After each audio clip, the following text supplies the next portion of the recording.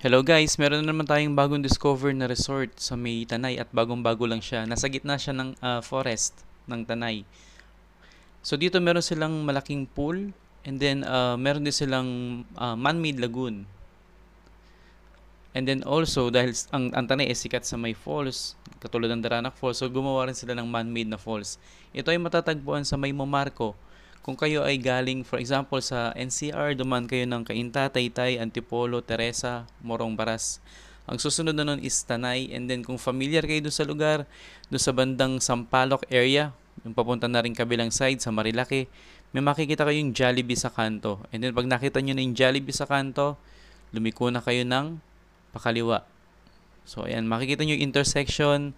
Medyo traffic lang minsan, and then pag tagpas nyo dyan sa may intersection na yan, so makikita nyo na yung Jollibee sa kanto, and then sa kabilang side naman is yung gas station. And then from that, mga 12 to 15 minutes na biyahe, dire-diretso pa motor, papunta na dun sa site ng Momarco.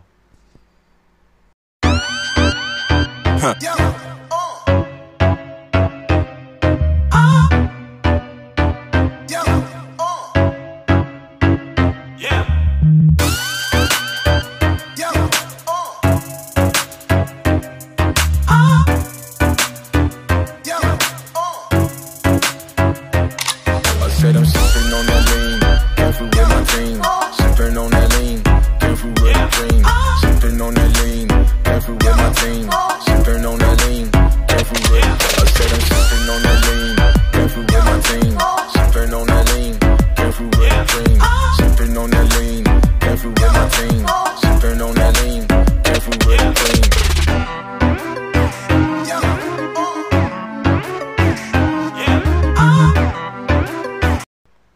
Pag nakita nyo na sa left side ng kalsada ang Bathala Pumping Station, nasa kabilang side ang entrance. So careful kayo kasi mahirap siya makita, kasi makikita nyo na nakadikit siya yung logo nila dun sa may parang metal screen. Kaya tagusan yung view. So baka malagpasan nyo siya, kasi pag gumamit kayo ng Waze tsaka ng Google Map, careful din kasi mamaliin kayo ng location. Alam yun ng mga staff tsaka ng guard ng mismong resort, na madami nang nagkamali nung sinunod yung Waze tsaka yung Google Map. So the best way, yun, hanapin nyo yung kulay blue na pumping station. Nasa tapat nun yung entrance mismo papasok sa Momarco.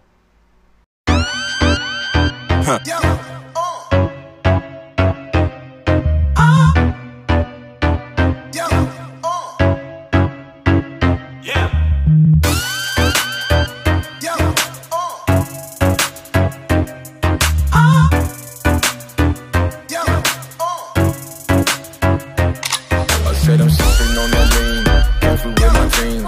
Sipping on that lean, careful with my dream. Sipping on that lean, careful with my team. Sipping on that lean, careful with. I said I'm sipping on that lean, careful with my team. Sipping on that lean, careful with my dream. Sipping on that lean, careful with my team. Sipping on that lean, careful with my team.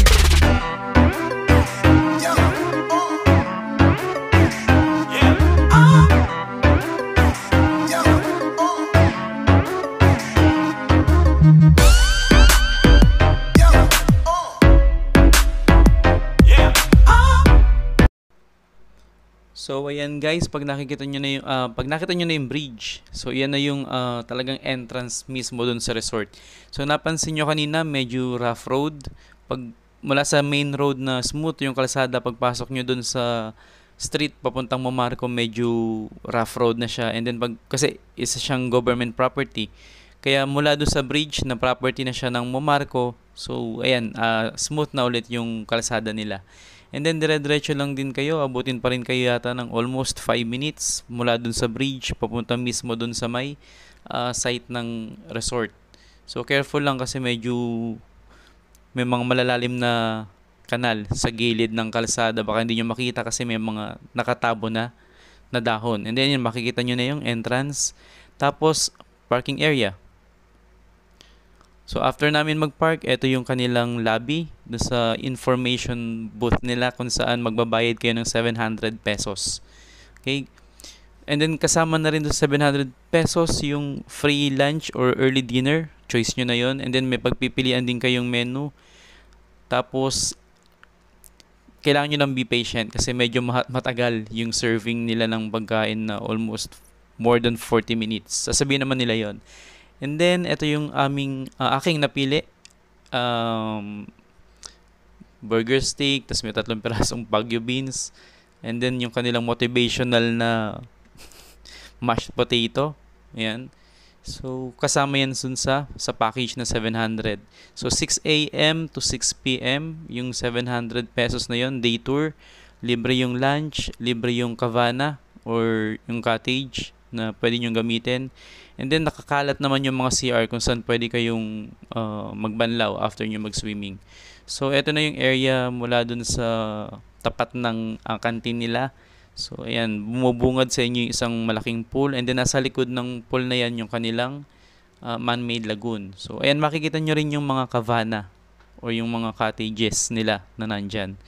So, eto lang yung view ng kanilang area. And then, eto yung kaninang sinasabi ko sa inyo na man-made na falls. So, ayan, tumutuloy yan sa kanilang man-made na lagoon. Kaya kung gusto nyo magpabook, pwede kayong magpabook, i-chat nyo sila or tumatanggap din naman sila ng walk-ins. So, good luck, try nyo and hindi kayo magsisisi.